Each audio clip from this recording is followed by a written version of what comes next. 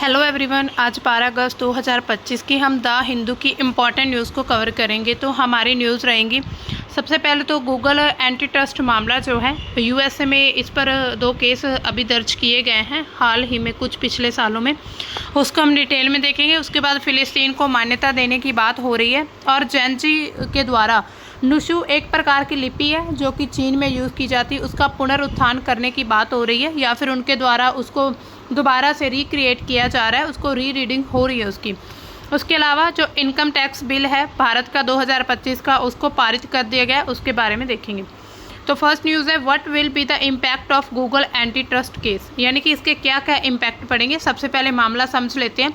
Google, जिसमें alphabet जो INC मतलब उसके खिलाफ अमेरिका में 2 प्रमुख एंटी ट्रस्ट मामले चल रहे हैं, अभी भी चले हुए हैं। एक ये है कि सर्च इंजन मोनोपोली पर, जो कि 2024 में शुरू हुआ, 2025 में उसका फैसला आना है या आ चुका है।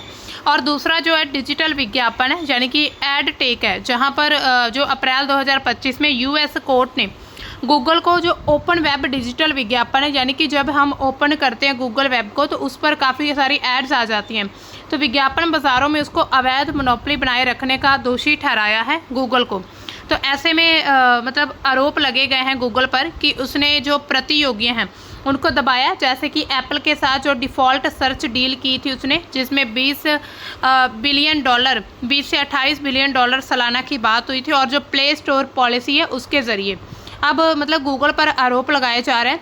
अगस्त 2025 में रेमेडीज़ पर सुनवाई होने वाली कि इसके क्या क्या उपाय रहेंगे, जो कि गूगल की संरचना को भी बदल सकता है, उसका पूरा स्ट्रक्चर चेंज हो सकता है। यूरोप में भी जो यूरोपियन यूनियन है उसकी शिकायतें की गई हैं, जहां पर गूगल को पहले जुर्माना लग चुका है, मतलब कि गूगल का जो अस्तित्व है अब एक तरह से खतरे में बना हुआ है। इसके लिए रेमेडीज़ क्या क्या होंगी जिस पर सुनवाई होगी। एंड्रॉयड ऑपरेटिंग सिस्टम बेचना पड़ सकता है, क्रोम ब्राउज़र को अलग करना या फिर उसको भी बेचना पड़ सकता है, यानी कि जो गूगल और क्रोम ब्राउज़र का जो कोलैब करके इसको यूज़ किया जाता है अब इनको अलग अलग होना पड़ सकता है। प्ले स्टोर में थर्ड पार्टी ऐप स्टोर्स और जो पेमेंट सिस्टम है उसकी अनुमति देनी होगी।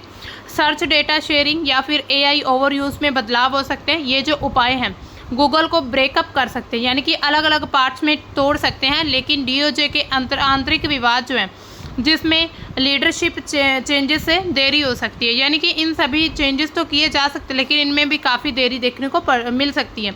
अगर हम प्रभाव देखें तो इसके क्या क्या इम्पैक्ट पड़ेंगे, तो जो प्रतियोगियों पर प्रभाव रहेंगे ये भी सकारात्मक और नकारात्मक 2 प्रकार के प्रभाव रहेंगे। इसमें जो मतलब कि नकारात्मक प्रभाव होंगे, सबसे पहले हम सकारात्मक की बात कर लें। जो छोटे प्लेयर्स होते हैं जिसमें येल्प या फिर फ्लेक्सियन या फिर मोजिला को, इनको फ़ायदा हो सकता है। उदाहरण के लिए अगर हम देखें तो प्ले स्टोर में अगर बदलाव होता है तो उससे क्या होगा कि थर्ड पार्टी ऐप जो है वो आ जाएगी, आसानी से उपलब्ध होने लगेगी। AI स्टार्टअप्स जिसमें जो परप्लेक्सिटी है, ओपन AI, इन सभी को सर्च मार्केट में एंट्री मिल जाएगी। इसके अलावा इसके गूगल पर भी इफ़ेक्ट पड़ने वाले हैं। इसका जो नकारात्मक प्रभाव गूगल पर पड़ेगा वो क्या है कि इसका जो भी राजस्व है इसमें बजट में कमी आ सकती है, क्योंकि जो एड्स आती हैं, जो गूगल की 80% जो इनकम होती है वो एड्स के माध्यम से होती है। तो ये सब जो एरिया सेक्टर है वो प्रभावित होने वाला है। एप्पल के साथ सर्च डील रद्द होने से $20 से $28 बिलियन का नुकसान होगा। स्टॉक में जो उतार चढ़ाव होगा, लेकिन 2025 में अब तक जो है 7% तक ऊपर है। AI इनोवेशन जिसमें जेमिनी और इसमें अभी में, और क्योंकि जो रेमेडीज़ हैं AI सर्च को लक्षित कर रहे हैं, इसका सकारात्मक प्रभाव भी गूगल पर देखने को मिल सकता है। गूगल ये कहता है कि अगर बदलाव उसके उत्पादों की गुणवत्ता को कम करेंगे, लेकिन कंपनी AI में निवेश को बढ़ाकर जो है प्रतिस्पर्धा को बनाकर रखेगी। इसके अलावा उपभोक्ता पर क्या क्या प्रभाव पड़ने वाले, ज़्यादा विकल्प मिल सकते हैं, जैसे कि सर्च इंजन में जो विविधता मिल सकती है, यानी कि आपको गूगल के अलावा और बहुत सारी ऑप्शंस मिलेंगी। कम कीमतों में और बेहतर प्राइवेसी मिल सकती है, जिसमें मोजिला CEO ने कहा है कि रेमेडीज़ से ब्राउज़र इंजन को बूस्ट मिल सकता है। इसके अलावा सर्च क्वालिटी कम भी हो सकती है, क्योंकि हम सभी को पता है कि गूगल बहुत ही ज़्यादा हम ट्रस्टफुल इसको एक सॉफ्टवेयर मानते हैं। गूगल का जो डेटा शेयरिंग इनोवेशन है उन सभी को प्रभावित होने वाला ये क्षेत्र। उपभोक्ताओं को जो ऊंची कीमतें और फिर कम फीचर्स मिल सकते हैं। AI ओवर यूज़ पर शिकायतें हो सकती हैं, यूज़र की सामग्री चोरी हो सकती है। तो ये सभी जो है नकारात्मक प्रभाव भी गूगल पर पड़ सकते हैं या उपभोक्ता पर भी पड़ सकते हैं। अर्थव्यवस्था और इंडस्ट्री पर भी प्रभाव पड़ेगा। अमेरिकी इनोवेशन कम हो सकता है क्योंकि गूगल जैसी जो कंपनी है वो पूरी तरह से वर्ल्ड की एक लीडर कंपनी की तरह काम कर रही हैं। डिजिटल एंड मार्केट जो है उसमें बदलाव से छोटे पब्लिशर्स प्रभावित हो सकते हैं। इसके अलावा जो प्रतियोगिता है वो बढ़ने से इकोनॉमी में विविधता देखने को मिलेगी, नए जॉब्स क्रिएट होंगे। टैक्सेस केस जैसे और मुकदमे जो हैं जो कि $100 बिलियन डैमेज मिल सकते हैं। एआई इंडस्ट्री में बैलेंस जहां पर गूगल का दबदबाव क्या होगा, कम हो जाएगा और भी बहुत सारी जो कंपनियां हैं उनको एक अच्छा मौका मिल सकता है। इसके बाद एआई और भविष्य पर भी प्रभाव देखने को मिल सकते हैं। एआई सर्च जिसमें हम स्पेशली जो देखते हैं चैट जीपीटी, जेमिनी, इन पर फोकस बढ़ रहा है जो कि ट्रेडिशनल सर्च को चुनौती देते हैं। इसके अलावा जो रेमेडीज़ एआई को इग्नोर कर रहे हैं जो कि गूगल के लिए काफ़ी फ़ायदेमंद हो सकता है। लेकिन जो यूरोपियन यूनियन है उसमें एआई ओवर यूज़ पर काफ़ी शिकायतें और रेगुलेशन मतलब उससे सख्त हो सकता है। कुल मिलाकर अगर हम देखें ये केस जो है इंटरनेट इकोनॉमिक्स को रीशेप कर सकते हैं, यानी कि जो इंटरनेट नेटवर्क की दुनिया उसको रीबिल्ड किया जा सकता है। राजनीतिक बदलाव जिसमें ट्रंप एडमिनिस्ट्रेशन देखने को मिल सकता है, इससे क्या होगा कि इन्फोर्समेंट कमज़ोर हो सकती हैं। यानी कि गूगल पर अगर किसी भी प्रकार का जो भी फैसला आएगा उसमें अलग अलग प्रकार के प्रभाव देखने को मिल सकते हैं और ये प्रभाव किसी एक क्षेत्र पर नहीं सभी क्षेत्रों पर देखने को मिलेंगे। नेक्स्ट न्यूज़ है, America will recognise Palestinian state as UNGA, यानी कि यूनाइटेड नेशन जनरल असेंबली में ऑस्ट्रेलिया रिकॉग्नाइज करेगा फिलिस्तीन को एक देश के रूप में मान्यता देने वाला है। जो ऑस्ट्रेलिया के PM है वहाँ पर एंथनी अल्बनीज, उन्होंने ये घोषणा की है कि सितंबर 2025 में यूनाइटेड नेशंस राष्ट्र महासभा में फिलिस्तीन को एक स्वतंत्र राष्ट्र के रूप में मान्यता देगा। ये जो निर्णय फ्रांस, ब्रिटेन और कनाडा जैसे देशों के बाद उठाया गया, यानी कि पहले ये कदम सबसे पहले फ्रांस ने ये बात सामने रखी, उसके बाद ब्रिटेन और उसके बाद फिर कनाडा। ये जो कदम है गाज़ा और वेस्ट बैंक में जो अभी तनाव चल रहा है उनके बीच अंतर्राष्ट्रीय समुदाय की तरफ फिलिस्तीन को समर्थन देने की जो प्रवृत्ति है वो बढ़ती जा रही है। अब देखिए फिलिस्तीन समर्थन के अगर हम प्रमुख कारण देखें, इसके कारण काफ़ी हो सकते हैं जिसमें ऐतिहासिक, राजनीतिक या फिर मानवीय अंतर्राष्ट्रीय कारकों से ये जो मामला है जुड़ा हुआ है। अब अगर हम इसमें मेन कारण देखें तो 2 राष्ट्र समाधान को बढ़ावा मिलेगा इससे। जो फिलिस्तीन को मान्यता देना है 2 राष्ट्र जिसमें क्या है कि जिसमें इजराइल और फिलिस्तीन दोनों को स्वतंत्र राष्ट्र के रूप में अस्तित्व में रहने के लिए एक प्रस्ताव पारित किया जा सकता है। ये अंतर्राष्ट्रीय समुदाय का एक दीर्घकालिक लक्ष्य होगा जिससे काफ़ी लंबे समय तक ये मतलब विवाद है वो ख़त्म होने देखने को मिल सकता है। इसके अलावा मानवीय चिंताएं वहाँ पर अभी हमने देखा गाज़ा और वेस्ट बैंक में जो फिलिस्तीन लोग हैं उनके मानव अधिकारों का हनन हो रहा है। वहाँ पर आवास, आज़ादी, सुरक्षा का अभाव है। कई देशों को फिलिस्तीन मुद्दे का समर्थन करने के लिए काफ़ी प्रेरित किया जाता है। ऑस्ट्रेलिया जैसे देश जो हैं इस क्षेत्र में शांति, न्याय की जो ज़रूरत है उसको मान्यता देते कि अभी इस क्षेत्र में शांति चाहिए, न्याय चाहिए। इसके अलावा ऐतिहासिक और नैतिक जिम्मेदारी भी इसको मान रहे हैं कुछ देश। कई देश विशेष रूप से जो पश्चिमी राष्ट्र हैं मध्य पूर्व में ऐतिहासिक घटनाएं जिसमें बाल्फोर घोषणा होती है या फिर उपनिवेशवाद उसके प्रभाव को देखते हैं। फिर फिलिस्तीन लोगों के प्रति उनकी जिम्मेदारी है उसको महसूस करते हैं कि ये उनकी मॉरल वैल्यूज़ है कि लोगों को ऐसे मतलब कि ऐसे जो हैं उनके साथ जो प्रताड़ना हो रही है मतलब ऐसी घटनाओं से उनकी सुरक्षा की जा सके। ऑस्ट्रेलिया का ये जो कदम है उनकी जो जिम्मेदारी मतलब खुद को जिम्मेदारी स्वीकार करने का एक हिस्सा हो सकता है। इसके अलावा अंतर्राष्ट्रीय दबाव भी हो सकता है और एकजुटता भी देखने को मिली जिसमें फ्रांस, ब्रिटेन, कनाडा और जो बाकी देश हैं उनके द्वारा फिलिस्तीन को मान्यता के बाद ऑस्ट्रेलिया पर भी नैतिक कूटनीतिक दबाव बढ़ा है कि वह इस दिशा में कदम उठाए। इसी तरह से वैश्विक स्तर पर जो फिलिस्तीन मुद्दा है उसके प्रति सहानुभूति बढ़ती जा रही है। घरेलू और क्षेत्रीय राजनीति हो सकती है इसमें। ऑस्ट्रेलिया में जो फिलिस्तीन समुदाय है या फिर वहाँ के जो मानव अधिकार संगठन है उन सभी का दबाव देखने को मिल सकता है या फिर हो सकता है उन पर दबाव बनाकर सरकार को इस दिशा में कदम उठाने के लिए मजबूर किया गया हो। इसके साथ ही जो मध्य पूर्व में शांति स्थिरता को बढ़ावा देना ऑस्ट्रेलिया के जो कूटनीतिक हित हैं उनके अनुरूप है। वो चाहते हैं कि मध्य पूर्व जो है उसमें शांति बनी रहे, स्थिरता बनी रहे। इसके अलावा संयुक्त राष्ट्र और जो वैश्विक मंचों पर प्रभाव देखने को मिलता है। अगर हम UN की बात करें तो फिलिस्तीन को गैर सदस्य पर्यवेक्षक राज्य के रूप में दर्जा दिया गया है, वो पहले ही मिल चुका उसको, जिस पर 147 में से करीब 140 कंट्रीज जो हैं इसको साइन कर चुकी हैं। ऑस्ट्रेलिया का ये जो कदम है संयुक्त राष्ट्र के जो प्रस्ताव हैं या फिर अंतर्राष्ट्रीय कानून है उनके बिल्कुल मतलब उनके अनुरूप है, जो फ़िलिस्तीन आत्मनिर्णय के अधिकार का एक समर्थन करता है कि फ़िलिस्तीनियों को भी अपना निर्णय लेने का अधिकार है। और वहाँ पर जो अभी हमने देखा वहाँ पर अकाल की स्थिति बनी हुई है, मतलब कि मनुष्यों का जो अस्तित्व है वो पूरी तरह से खतरे में है। तो ऐसे में उन लोगों के प्रति सहानुभूति हमदर्दी दिखाने के लिए कुछ कंट्रीज़ के द्वारा ये कदम उठाए जा रहे हैं। अब अगर हम बात करें जेन ज़ी वूमेन जो है revive ancient script in China, तो जो चाइना की जो एंशिएंट स्क्रिप्ट है उसको पढ़ा जा रहा है जेन ज़ी के द्वारा, उसको पुनरुत्थान किया जा रहा है। चीन में जो जनरेशन जेड की महिलाएं हैं एक प्राचीन लिपि को फिर से पुनर्जीवित कर रही हैं जिसे नुशु कहा जाता है।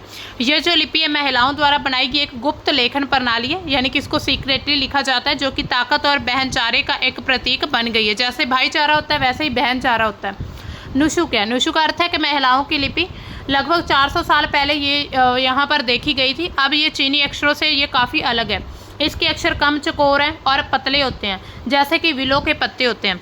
इसे स्थानीय बोलचाल में पढ़ा जाता है, जिससे क्षेत्र के बाहर के जो चीनी बोलने वालों के लिए सीखना मुश्किल हो जाता है। जैसे कोई और कंट्रीज अगर कहें कि हम नुशु सीखते हैं तो उनके लिए काफ़ी मुश्किल रहेगा।